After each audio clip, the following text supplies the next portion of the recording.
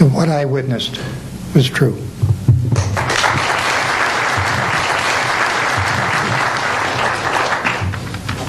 Good morning. My name is Carl Wolf, and I was a precision electronics photographic repairman with a top secret crypto clearance in the United States Air Force. I was stationed at Langley Air Force Base in Virginia.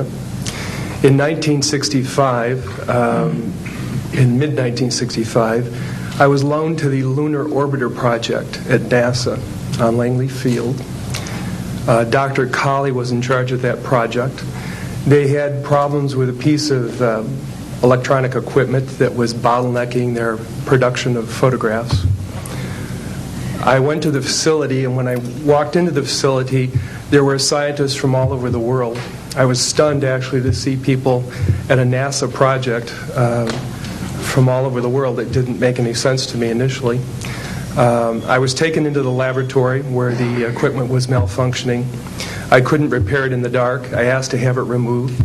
A airman second class was in the dark room at that time. I was also an airman second class. I was interested in how the whole process functioned, how the data got from the lunar orbiter to the laboratory. I asked the young man if he'd describe the process to me. He did. About 30 minutes into the process, he said to me, in a very distressed way, by the way, we've discovered a base on the backside of the moon.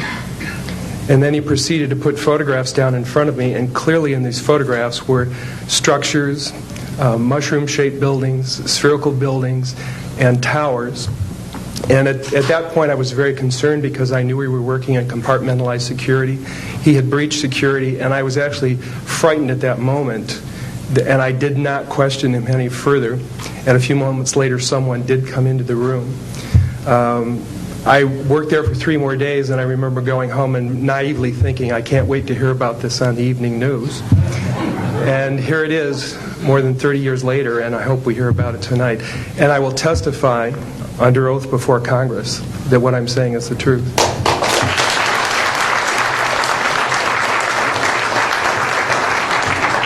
Thank you, Carl. Good morning, everyone.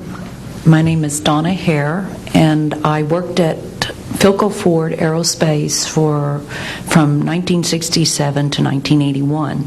During that time, I was a design illustrator, draftsman. I did the launch slides and landing slides, and also projection plotting boards, lunar maps for NASA.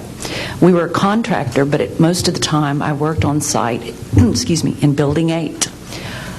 I had the opportunity to do extra work during downtime, which was between missions, and I walked into a photo lab, which was the NASA lab across the hallway. I had a secret clearance, which is not that high, but I was able to go into restricted areas, which this was.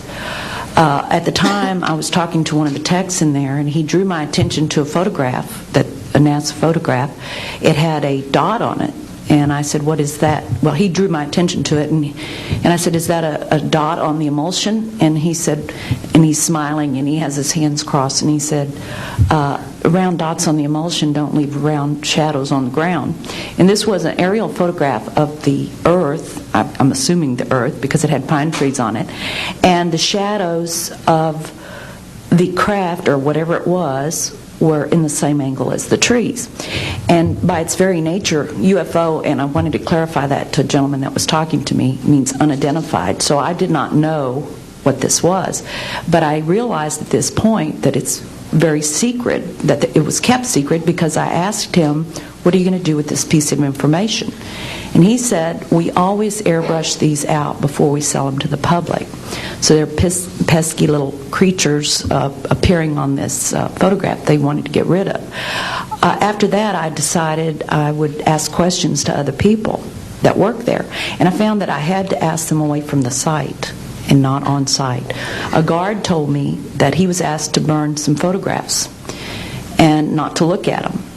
And there was another guard guarding him, who was in green fatigues, watching him burn the photographs. And he said he was too tempted. He looked at one, and it was a picture of a UFO, and he was very descriptive. I can go into that later with anyone. He immediately was hit in the head, and he had a big gash in his forehead. He was knocked out, and he's terrified, so he would have to be protected. Another incident, I knew someone in quarantine with the Apollo astronauts. He told me that the Apollo astronauts saw craft on the moon when we landed, and that is what he told me. And he also was afraid. He said that the astronauts are told to keep this quiet. They're not allowed to talk about it. So I do want to let you know that I worked out there for a number of years, and I ran into this. So it's not something everyone knows that works out there for a long time. My boss didn't know about it. Some people that sat right next to me didn't know about it. It's very strange, because I don't know how they can do it, but they can let some people know about it and then others not. I'm willing to testify before Congress that what I'm saying is true, and thank you very much. Thank you.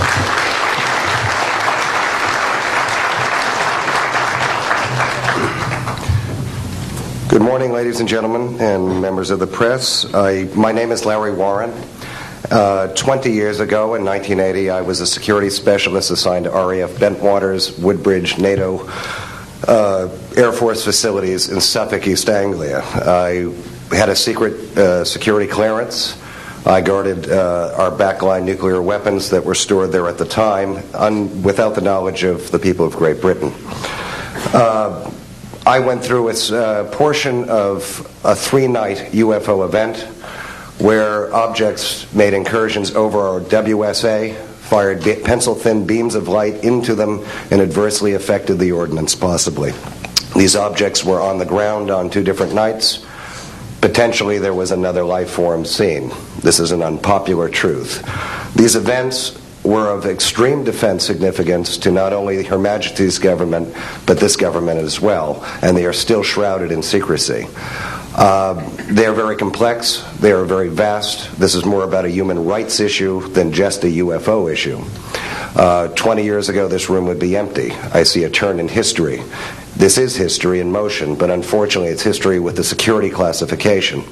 I would be more than honored to swear under oath that I experienced what I did, I saw what I saw. These events produced, not only after numerous denials by this government, a memo by Lieutenant Colonel Charles Holt, our deputy base commander, which reads like science fiction. It also produced, years later, an on-site audio tape he made as these objects performed their feats and did what they did and violated airspace. These events are of extreme defense significance. I hope my brothers in arms that went through these events will be given immunity at some point and be able to join us here. It is an honor to share the stage with all of these people. And I think for all our children, my son Dennis, God bless you, son, we can change the world. You're heroes for being here also, and I will testify in front of Congress if asked to. God bless. Thank you.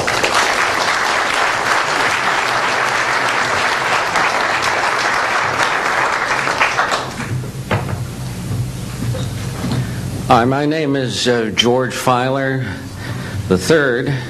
The reason I'm here is because George Filer V is in the hangar and will be born on Friday. And I'm a retired intelligence officer and flyer with almost 5,000 hours, and I didn't believe in UFOs until London Control called us in the winter of 1962 and asked us, would we chase one? And we said, sure. So we let down from 30,000 feet to 1,000 feet where the UFO was hovering, and we went into a steep dive and actually exceeded the red line of the aircraft. So it's kind of dangerous chasing UFOs. In any case, I was able to get the UFO on the aircraft radar at about 40 miles, and we could see a light out in the distance, and as we closed, we kept on picking up this radar return. The point I'm mentioning that the radar return was very distinct and solid, indicating it was some kind of a metallic object. We got about a mile from the UFO, and it kind of lit up in the sky and went off into space, very similar to what the shuttle looks like when it takes off. Later on, I was working in intelligence. In Vietnam, I briefed General Brown about UFOs. When I was in 21st Air Force, in McGuire Air Force Base, I briefed General Glau about a UFO. over Tehran, Iran in 1976, that 2 F-4s from the Iranian Air Force had taken off and tried to intercept the UFO, and when they turned on their fire control systems, they immediately went off. All the electrical systems went out. The planes had to return to base. This was particularly significant because it was also picked up on satellites. In 1978, on January 18th, I was going into the base. Every morning I did the briefing to the general staff, and I noticed that there are some lights off in the distance at the end of the runway there. And when I got into the command post, the senior master sergeant in charge said that there had been UFOs in the pattern all night. They're on radar. The tower had seen them. They gotten aircraft reports and so on. And that one had landed or crashed at Fort Dix. Fort Dix and McGuire are right together. And this is kind of like the Roswell of the East. But in any case, an alien had come off the craft and had been shot by a military policeman, and apparently was wounded and was heading for McGuire. So for whatever reason, the aliens liked the Air Force better than the Army, perhaps because they're shooting at them. But in any case, our security police went out there and found him on the end of the runway dead.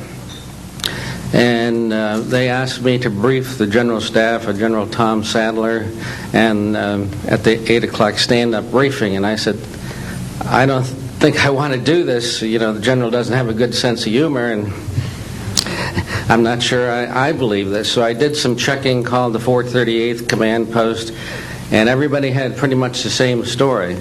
And at 8 o'clock that morning, just before I went on, was going to brief this, and I was very worried about it. They said, don't brief it, that it's too hot, so to speak.